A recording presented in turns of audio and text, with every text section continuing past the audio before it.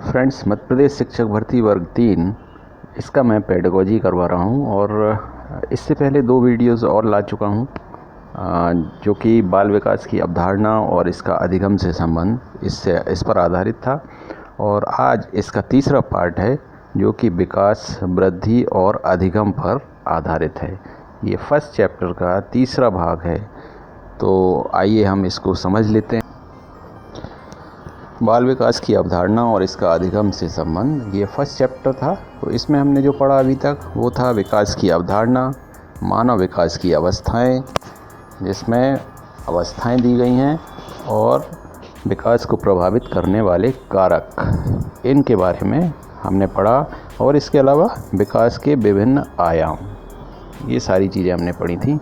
और इसमें हम अब देख लेते हैं कि वृद्धि और विकास में अंतर और अधिगम को समझ लेते हैं। बाल विकास का अधिगम से क्या संबंध है, ये सारी चीज़ें हम देख लेते हैं।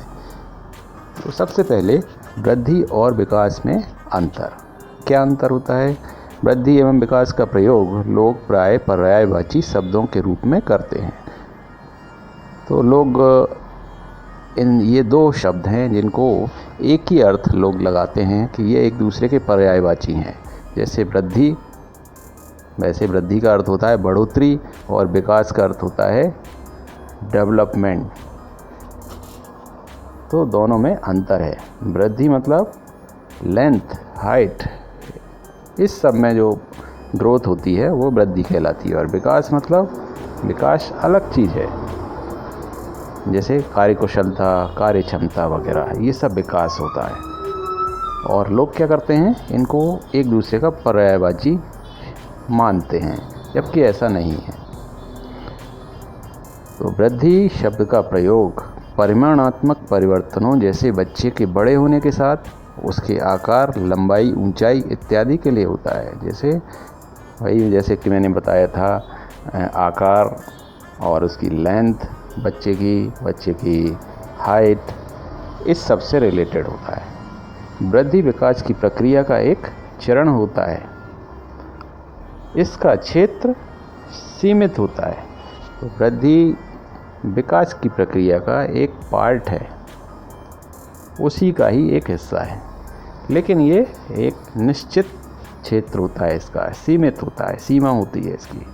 वृद्धि की क्रिया आजीवन नहीं, बल्कि बालक के परिपक्व होने के साथ ही रुक जाती है। तो ये हमेशा नहीं होती है वृद्धि,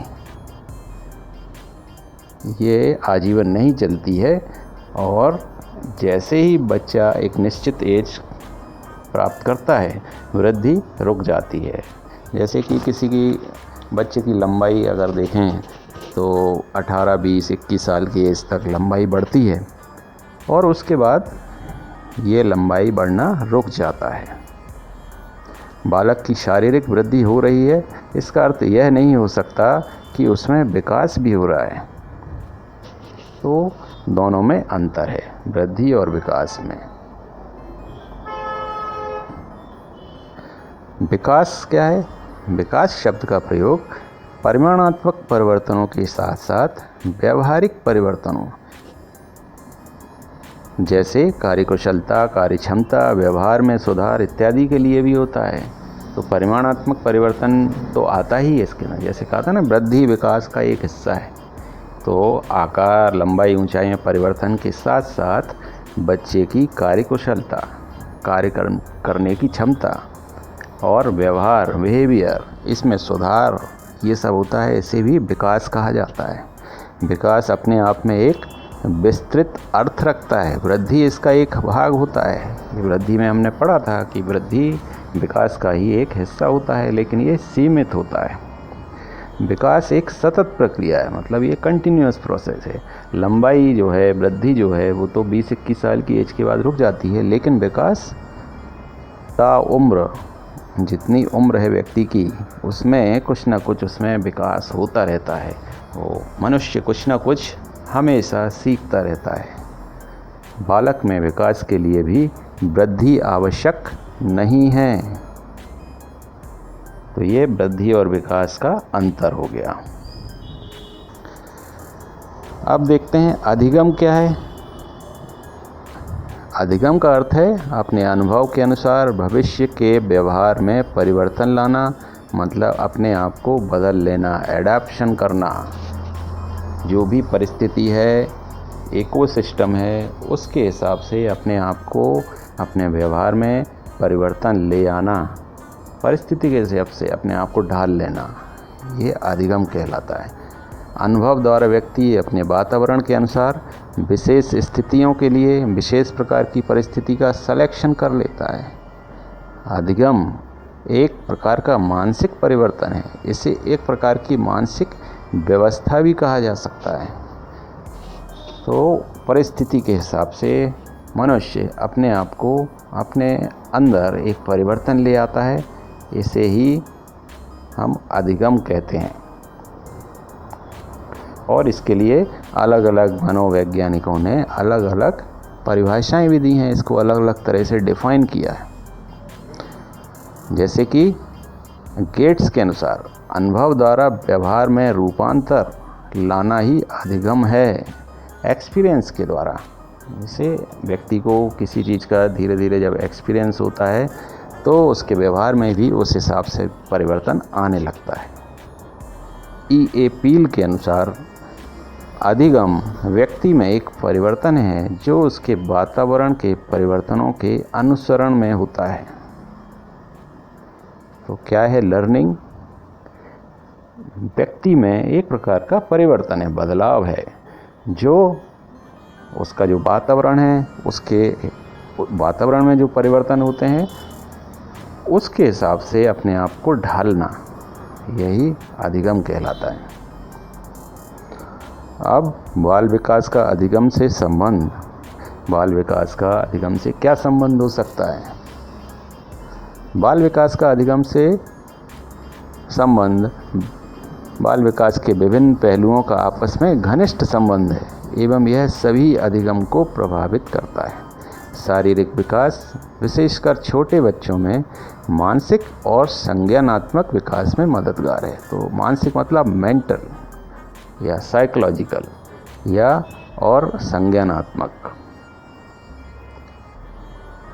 इस तरह के विकास में मददगार है। सभी बच्चों की खेल की गतिविधियों में सहभागिता।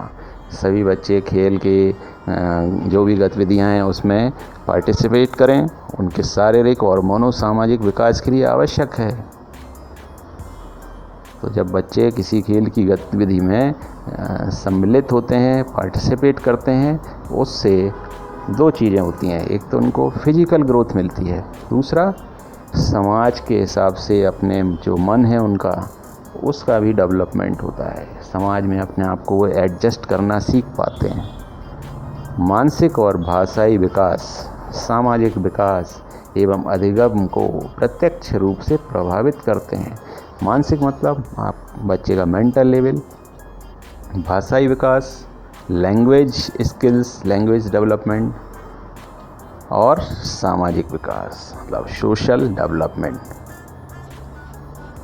और अधिगम। तो ये दो चीज़ें हैं, मानसिक और भाषाई विकास।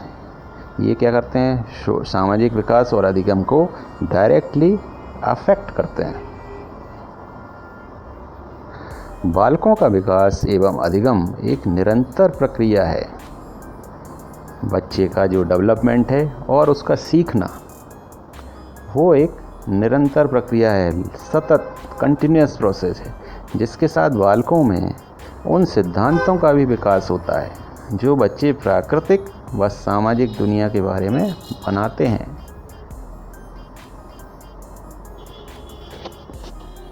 तो लर्निंग या अधिगम और बालकों का विकास एक कंटिन्यूअस प्रोसेस है, जिससे क्या होता है, बच्चों में उन सिद्धांतों का, उन थ्योरीज़ का भी डेवलपमेंट होता है जो बच्चे प्राकृतिक मतलब नेचुरल और सामाजिक दुनिया के बारे में बताते हैं। उनके मन में एक तरह के सिद्धांत डेवलप हो जाते हैं, थ्योरीज़ डेवलप हो जाती हैं। किसके बारे में? नेचर के बारे में और सोशलॉजिकल वर्ल्ड के बारे में। इसमें दूसरों के साथ अपने रिश्ते के संबंध में विभिन्न सिद्धांत भी शामिल हैं। मतलब दूसरे व्यक्ति के साथ संबंध कैसे होंगे, रिश्ते कैसे होंगे, इससे जुड़े हुए थ्योरीज़ भी हैं, जिनके आधार पर उन्हें यह पता चलता है कि चीज़ें जैसी हैं वैसी क्यों हैं। वो ये समझ पाते हैं मतलब इससे कि अगर कुछ भी समाज में है तो वो क्यों है, ऐसा अगर है तो क्यों है, कारण और कारक के बीच क्या संबंध है और कार्य व निर्णय लेने के क्या आधार हैं। तीसरा है अर्थ निकालना, मतलब मीनिंग ढूंढना, अमूर्त सोच की क्षमता विकसित करना। एक तो मूर्त होता है और एक अमूर्त होता है। इस तरह की सोच का डेवलपमेंट विवेचना व कार्य अधिगम की प्रक्रिया के सर्वाधिक महत्वपूर्ण पहलू हैं। लर्निंग का ये बहुत ही इम्पोर्टेंट एस्पेक्ट है। अर्थ निकाल लेना, अमूर्त सोच की क्षमता विकसित करना, कैपेबिलिटी डेवलप करना, विवेचना और कार्य और लर्निंग, ये सब अधिगम की प्रक्रिया के महत्वपूर्ण पहलू हैं। फोर्थ है दृष्टिकोण, मतलब किसी का नज़रिया, भावनाएं, फीलिंग्स और आदर्श संज्ञानात्मक विकास के अभिन्न हिस्से हैं। कॉग्निटिव डेवलपमेंट के ये सब बहुत ही इम्पोर्टेंट पार्ट्स हैं। और भाषा विकास, मानसिक चित्रण, अवधारणाओं और तार्किकता से इनका गहरा संबंध है। तो ये बाल विकास का अधिगम से संबंध है। बालकों का विकास और लर्निंग, इनका आपस में संबंध है। तो स्टूडेंट्स, आपको बाल विकास एवं शिक्षा शास्त्र में विकास, वृद्धि और अधिगम, इसके बारे में मैंने समझाया। आप इस वीडियो को बार बार देखें ताकि आपको ये और अच्छे से समझ में आए। तो ये फर्स्ट चैप्टर कंप्लीट होता है। आगे चलकर मैं इसका एक एक्सरसाइज भी करवाऊँगा ताकि आपको रिवाइव करने में आसानी होगी। तो चलिए, मुलाकात होती है नेक्स्ट वीडियो में।